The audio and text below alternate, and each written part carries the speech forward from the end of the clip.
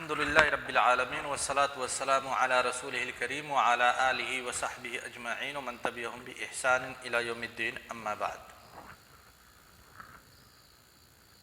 نبی کریم صلی اللہ علیہ وسلم کی نبوت کی گواہی کے لوازمات پر ہم نے گفتگو کی، اور کل کے درس میں کرامت اور معجزہ کیا ولایت کے لیے یا پھر نبوت کے لیے شرط ہے یا نہیں ہے اس پہ گفتگو کی۔ آج امام طحاوی رحمہ اللہ کے اس کلام کی شرح ہے جس میں نبی کریم صلی اللہ علیہ وسلم کی چند خصوصیات کو امام طحاوی رحمہ اللہ نے بہت ہی مختصر الفاظ میں بیان کیے۔ نبی کریم صلی اللہ علیہ وسلم کے خصائص کا تذکرہ کرتے ہوئے امام طحاوی رحمہ اللہ کہتے ہیں وَإِنَّهُ خَاتَمُ الْأَنْبِيَاءِ وَإِمَامُ الْأَتْقِيَاءِ وَسَيِّدُ الْمُرْسَلِينَ وَحَبِيبُ رَبِّ الْعَالَمِينَ۔ چار چیزیں، چار خصائص کا تذکرہ کیا امام طحاوی رحمہ اللہ نے۔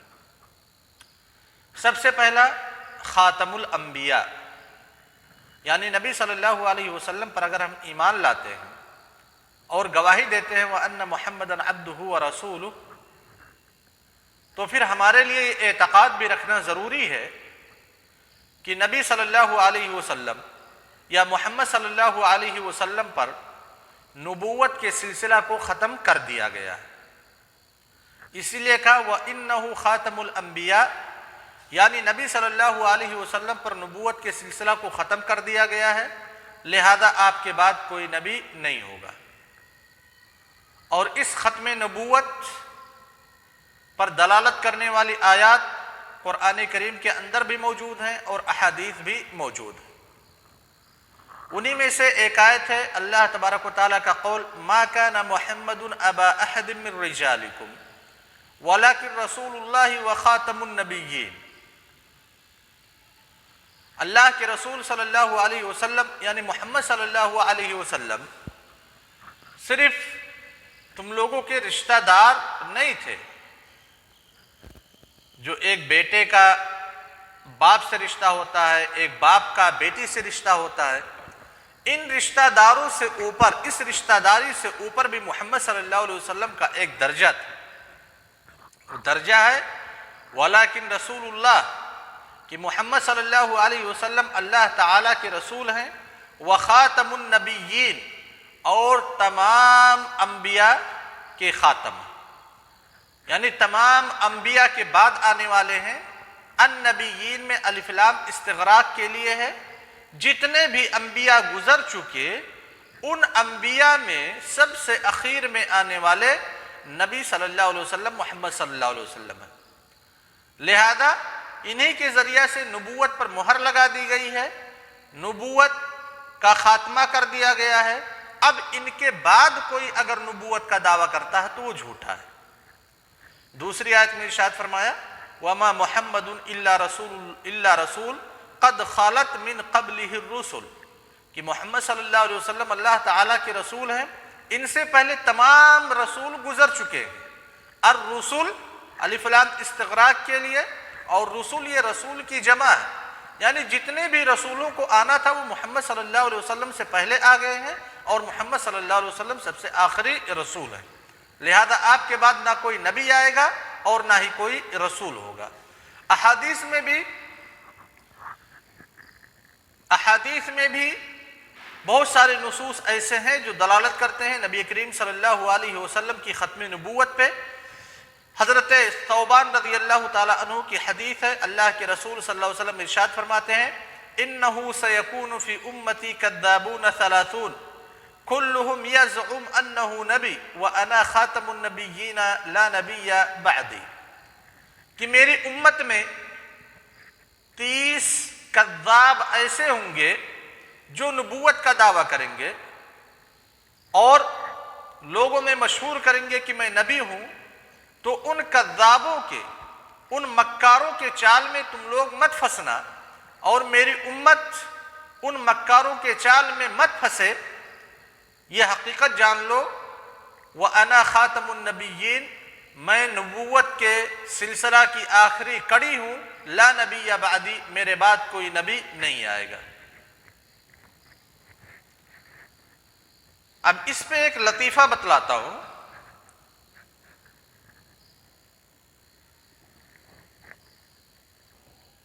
کچھ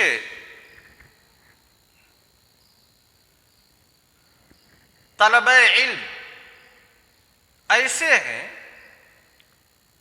جو بالکل پیچیدہ اور خلاف معقول باتوں کو لاتے ہیں، اس پہ کتابیں تالیف کرتے ہیں، کتابیں تصنیف کرتے ہیں، لوگوں کے درمیان مشہور کرتے ہیں، یعنی جو چیز متروک ہے اس چیز کا شد و مد کے ساتھ اقرار کرتے ہیں، یہ ثابت کرنے کے لیے کہ دیکھیے ہمارے پاس علم ہے اور اس چیز کو ہم نے ثابت کیا ہے، یہ چیز کسی دوسرے عالم کے ذہن میں کبھی نہیں کھٹکی، اپنی انفرادیت کو ثابت کرنے کے لیے۔ جو چیزیں مہجور ہیں یا جو چیزیں شاذ ہیں ان شذوذ کا تذکرہ کرتے ہیں۔ انہی لوگوں میں سے ایک صاحب تھے، جب مدینہ منورہ میں ہم لوگ موجود تھے، ملاقات ہوئی ان سے، تو حیدرآباد کے تھے، انہوں نے سوال کیا کہ خالد صاحب ذرا یہ بتلائیے کہ نبی کریم صلی اللہ علیہ وسلم تو خاتم الانبیاء ہیں، اس ختم نبوت کی کوئی دلیل ہے؟ میں نے کہا بہت سارے ادلہ ہیں، انہی میں سے جو ادلہ ذکر کیے گئے ان کا تذکرہ کیا، اس وقت جو ذہن میں موجود تھی دلیل ہے۔ کہے ہم نے ایک کتاب لکھی ہے اور کتاب میں ہم نے یہ ثابت کیا ہے کہ ان ادلہ سے، جو دلیلیں آپ لوگ بتلا رہے ہیں، ان ادلہ سے ختم نبوت نہیں ثابت کی جا سکتی۔ میں نے کہا اچھا ذرا وہ کتاب دکھلائیے، کتاب نکال کر کے دیے۔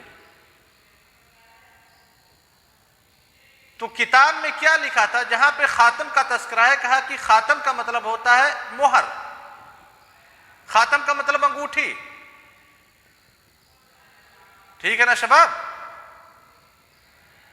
یعنی خاتم کا مطلب انگوٹھی، خاتم کا مطلب مہر، خاتم النبیین کا جہاں پہ تذکرہ ہے یعنی نبوت کی مہر لگا دی گئی ہے۔ تو نبوت کی مہر تو بہت سارے انبیاء پہ اس سے پہلے لگائی گئی ہے، ٹھیک ہے نا؟ تو پھر یہ ثابت ہو رہا ہے خاتم النبیین سے کہ محمد صلی اللہ علیہ وسلم بھی اللہ کے نبی ہیں۔ یہ کہاں ثابت ہو رہا ہے کہ آپ اللہ کے نبی، آخری نبی ہیں؟ ٹھیک ہے شباب؟ اس طرح کی بکواس وہ تقریباً 25 صفحے کا ایک کتابچہ تھا، اس میں پورا کیا گیا تھا۔ خیر ایک دن تو میں پڑھا، پہلے دن، دوسرے دن ان سے پھر ملاقات ہوئی، بڑے خوش نظر آئے، یہی سوچے ہوں گے کہ شاید جو میں نے تیر ہندوستان میں مارا تھا یہاں پہ بھی مار لیا،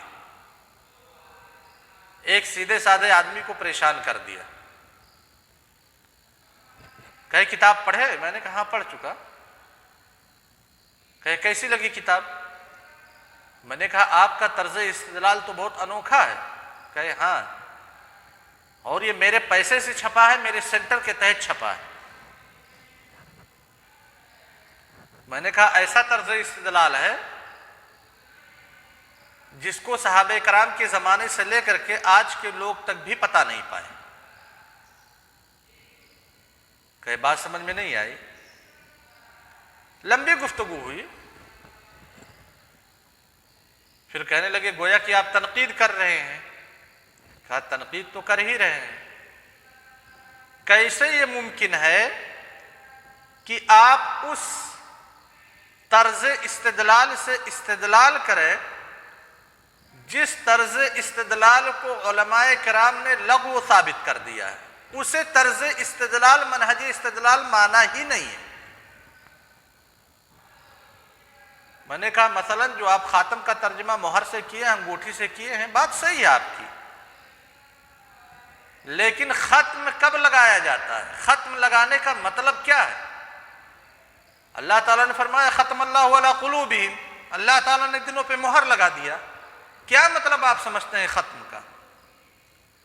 ختم کا مطلب یہی ہے کہ جب مہر لگا دی جائے تو اس میں کوئی چیز باہر کی جو چیز ہے اس کو داخل نہیں کر سکتے اور جو اندر کی چیز ہے اس کو باہر نکال نہیں سکتے.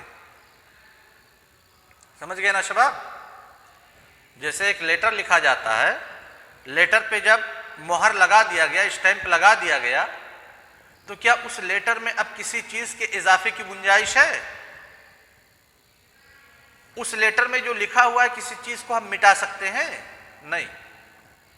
آپ کو اضافہ کرنا ہے، مٹانا ہے مہر لگانے سے پہلے. مہر لگانے کے بعد آپ اضافہ نہیں کر سکتے اور نہ ہی مٹا سکتے. یعنی دلوں پہ اللہ تعالیٰ نے مہر لگا دیا. کیا مطلب ہے؟ کہ جو دل کے اندر موجود ہے کفر، بغض، حسد، یہ باہر نہیں آ سکتا. سمجھ گئے نا؟ وہ اندر ہی رہے گا. اور باہر جو ایمان کی روشنی موجود ہے وہ ان کے دل کے اندر نہیں جا سکتی. تو کہ یہ تو آپ ایک اجتہاد کی بات کر رہے ہیں، آپ کی سمجھ میں آ سکتا ہے یہ ختم کا مطلب. تو میں نے کہا ٹھیک ہے. اللہ کے رسول صلی اللہ علیہ وسلم نے جب حضرت ثوبان رضی اللہ تعالیٰ عنہ کی حدیث میں ارشاد فرمایا وَأَنَا خَاتَمُ النَّبِيِّينَ، تو آپ صلی اللہ علیہ وسلم نے اس خاتم کا معنی کیا بیان کیا ہے وہ آگے موجود ہے. کہا لا نبی بعدی، یعنی خاتم کی تشریح اللہ کے رسول صلی اللہ علیہ وسلم کہہ رہے لا نبی بعدی، میرے بعد کوئی نبی نہیں ہو سکتا، کسی نبی کی حقیقت نہیں ہو سکتی، کوئی نبی برحق نہیں ہو سکتا.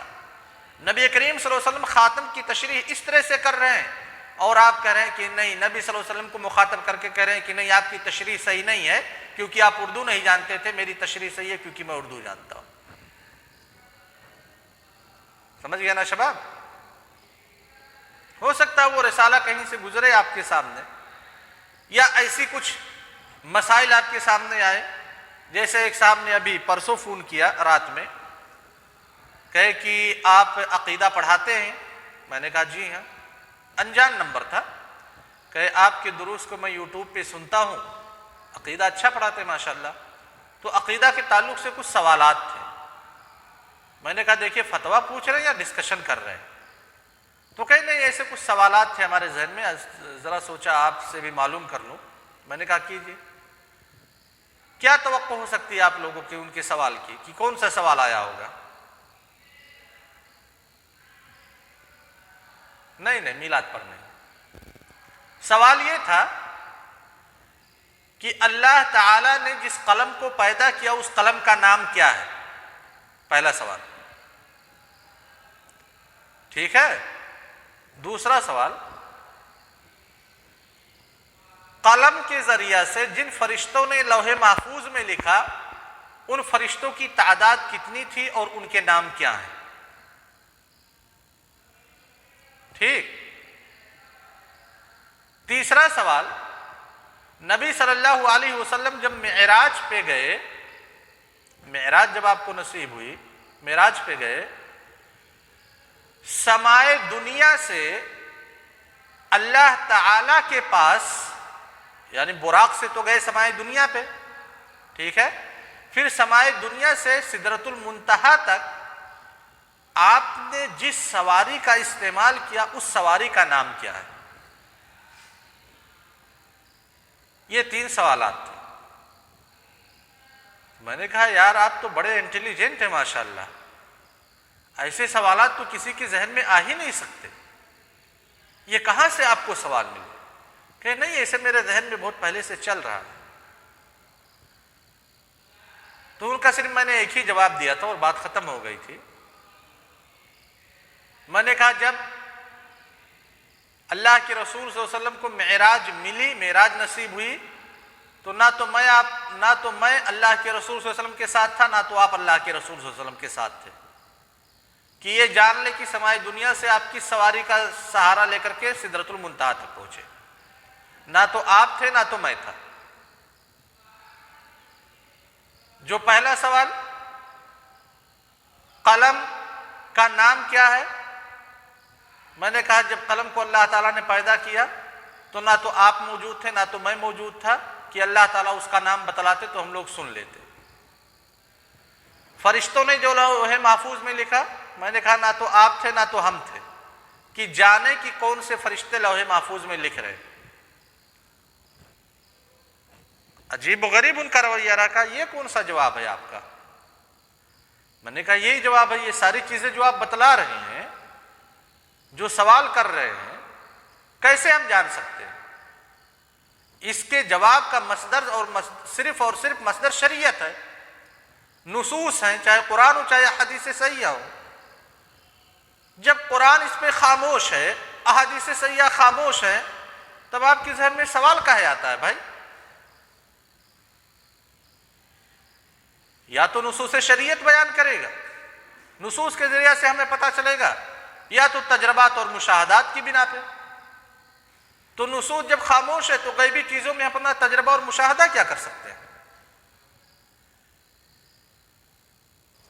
کہنے کا مطلب یہ کہ کچھ ایسے عجیب و غریب قسم کے لوگ ہوتے ہیں جو اپنی انفرادیت کو ثابت کرنے کے لیے جو فقہی مسئلہ میں متروک قول ہوگا، شاذ قول ہوگا، اس کو صحیح ثابت کرنے کی کوشش کریں گے، اور اس قسم کے سوالات. ٹھیک ہے؟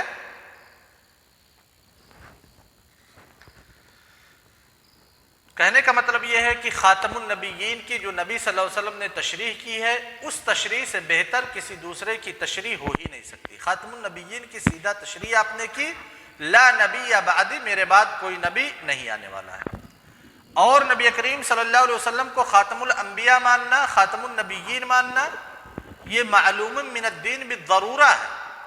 یعنی ہر انسان کے لیے ضروری ہے، جو بھی دین اسلام کو مانتا ہے اس کے لیے ضروری ہے کہ وہ اعتقاد رکھے. سمجھ گئے نا شباب؟ اور جس نے بھی نبی کریم صلی اللہ علیہ وسلم کی ختم نبوت پہ شک کیا تو گویا کہ اس کا ایمان اس کے اندر سے نکل کر کے باہر ہو گیا، کافر ہو گیا. ٹھیک ہے شباب؟ یہ مجرد شک کی بات ہے کہ جو نبی صلی اللہ علیہ وسلم کی نبوت پہ شک کرے وہ کافر ہو جائے گا. تو ذرا تصور کیجئے مدعیان نبوت کے بارے میں جو نبوت کا دعویٰ ہی کر بیٹھے، یا جو نبوت کا دعویٰ کیا اس کے تصدیق کرنے والوں کے بارے میں، کیا ان کے اندر ایمان باقی بچے گا؟ ایمان ان کے دلوں سے کہیں زیادہ دور چلا گیا ہے. وہ لوگ اب ایمان کی حالت میں نہیں ہیں. یہاں پہ ایک فرق بتلا دیتا ہوں، بہت ہی ضروری ہے. جیسے ابھی میں نے بتلایا کہ جو نبی صلی اللہ علیہ وسلم کی ختم نبوت پہ شک کرے گا وہ کافر ہو گیا. ٹھیک ہے؟ یہ تکفیر معین نہیں ہے، تکفیر مطلق ہے. مطلب جو یہ کام کرے گا وہ کافر ہو گیا، جو غیر اللہ کا سجدہ کرے گا وہ کافر ہو گیا. لیکن آپ اپنے گاؤں کے ایک آدمی کو دیکھ رہے ہیں کہ وہ قبروں پہ جا کر کے چڑھاوا چڑھاتا ہے، مزارات پہ جاتا ہے، سجدہ کرتا ہے، تو کیا آپ کو اختیار ہے کہ آپ اس آدمی پہ کفر کا فتویٰ صادر کر دیں؟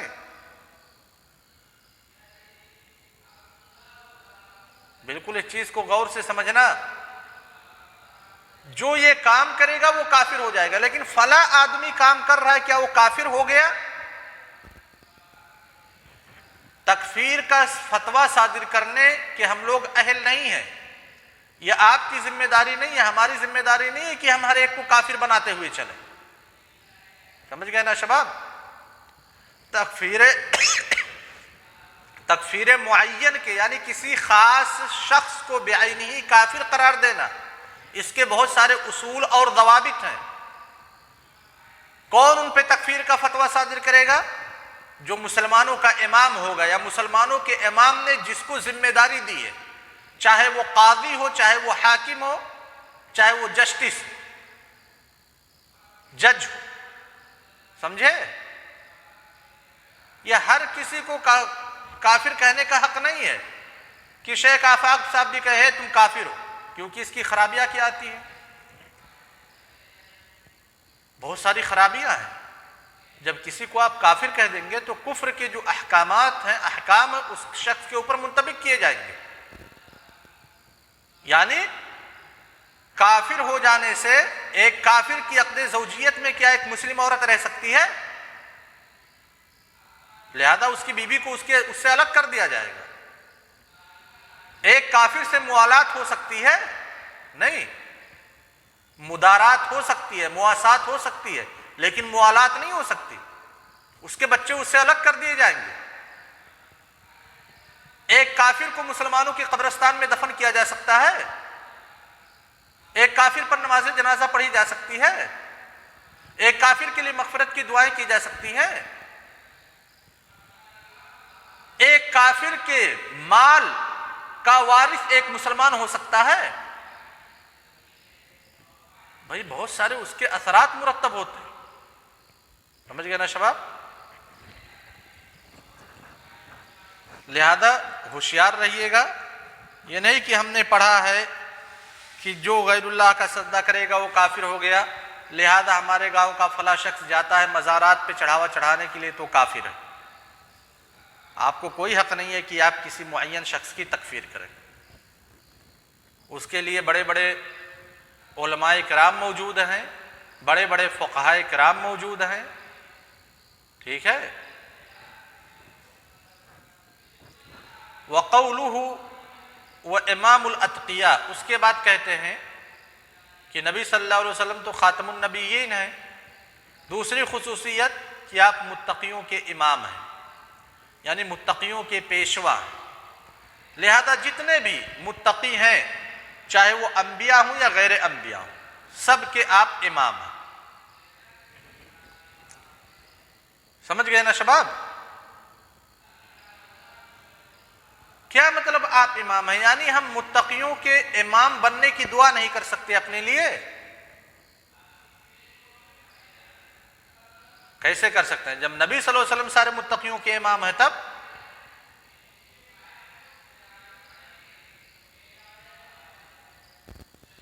جیسے تقوی ایک جنس ہے، ٹھیک ہے، تقوی ایک جنس ہے، اس تقوی کے افراد میں بہت سارے افراد ہیں، ان تمام افراد کے امام نبی صلی اللہ علیہ وسلم ہیں، لیکن جو تقوی جنس ہے ان میں سے بعض افراد کے امامت کی پیشوائی کی دعا ہم اللہ تعالیٰ سے کر سکتے ہیں۔ اسی لیے اللہ تعالیٰ نے ہم کو سکھلایا ہے وَجَعَلْنَا لِلْمُتَّقِينَ إِمَامًا، یہ دعا ہم کو سکھلائی ہے اللہ تعالیٰ نے کہ آپ دعا کیجئے کہ اللہ تعالیٰ ہمیں متقیوں کا امام بنا دے۔ اس کے بعد تیسری خاصیت بیان کرتے ہیں وہ سید المرسلین، یعنی نبی صلی اللہ علیہ وسلم سب سے افضل ہے، تمام انبیاء سے، تمام رسولوں سے افضل ہے۔ اب یہ بحث تھوڑی سی پیچیدہ ہے، اس کا تذکرہ انشاءاللہ آنے والے درس میں ہوگا کہ انبیاء میں سب سے افضل کون ہے، کیا انبیاء کرام میں مفاضلہ درست ہے یا نہیں درست ہے، اور تیسری چیز کہ جو نصوص میں بظاہر تعارض نظر آ رہا ہے کہ مجھے حضرت یونس پہ، حضرت موسیٰ پہ فوقیت مت عطا کرو، فضیلت مت دو، تو ان کا حل کیا ہے، یہ آنے والے درس میں انشاءاللہ، ٹھیک ہے شباب؟ السلام جی بولیے سوال کیا؟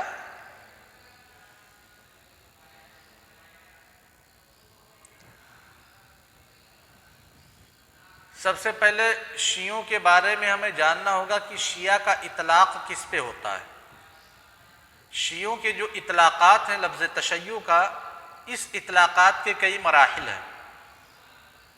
صحابہ کرام کے زمانے میں جس شخص پہ شیعہ کا اطلاق ہوتا تھا، مطلب کیا تھا وہاں پہ کہ یعنی وہ لوگ اعتقاد رکھتے ہیں کہ حضرت علی رضی اللہ تعالیٰ عنہ حضرت عثمان رضی اللہ تعالیٰ عنہ سے زیادہ خلافت کے مستحق تھے، حضرت معاویہ رضی اللہ تعالیٰ عنہ سے زیادہ خلافت کے مستحق تھے۔ صرف اتنی بات تھی، سمجھ گئے؟ اور اسی زمانے میں دوسرا اطلاق یہ تھا کہ حضرت عثمان رضی اللہ تعالیٰ عنہ سے زیادہ خلافت کے مستحق حضرت علی تھے، ٹھیک ہے؟ اس کے بعد جیسے جیسے تشیع کا دائرہ بڑھتا گیا، ویسے ویسے تشیع کے نظریات میں بھی تحریف ہوتی گئی۔ لہذا آج کا جو شیعہ ہے، جو تشیع کے افکارات اور نظریات ہیں، انہوں نے حضرت علی کو معبود بنا لیا اور ان کو الوہیت کا درجہ دے دیا۔ یہاں تک کہ بعض لوگوں نے، شیعہ میں سے بعض حضرات نے کتابیں تالیف کی کہ قرآن در حقیقت یہ حضرت علی پہ نازل ہونا تھا، جبریل علیہ السلام نے غلطی سے حضرت محمد پہ نازل کر دیا۔ قرآن کے تحریف کی باتیں ان کے ہاں مشہور ہیں، گرچہ یہ لوگ نفی کرتے ہیں کہ ہم تحریف کے قائل نہیں ہیں، اور جو یہ لوگ کرتے ہیں، جو ان کا منہج ہے، علمی منہج ہے یا عملی منہج ہے، اس کو ہم لوگ بخوبی جانتے ہیں اور واقف ہیں۔ سارے کے سارے لوگ کافر ہیں، ٹھیک ہے، موجودہ دور کے جو شیعہ ان کی بات ہو رہی، یہ کافر ہیں۔ لیکن فلا شخص، یعنی ایک کا نام ہے محمد عابد، مثال کے طور پہ ہلور کا رہنے والا ہے، محمد عابد، کیا یہ بعینہ ہی کافر ہے؟ یہ فتویٰ، یہ حکم ہمارے بس کی بات نہیں ہے، آپ کے بس کی بات نہیں، سمجھ گئے نا؟ السلام علیکم ورحمۃ اللہ وبرکاتہ۔